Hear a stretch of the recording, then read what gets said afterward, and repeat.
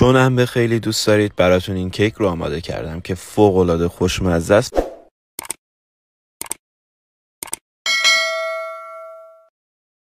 برای درست کردنش 2 تا انبه رو با پودر قند مخلوط کنید.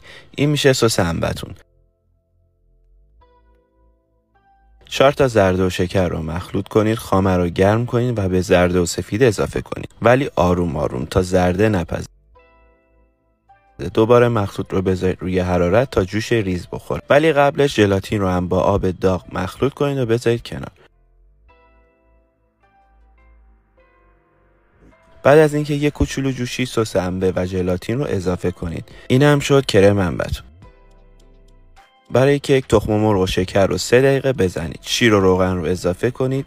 در حد 30 ثانیه هم بزنید و بعدش توی 3 مرحله تمام مواد خشک رو اضافه کنید و در آخر بریزید توی قالب و بذارید توی فرن.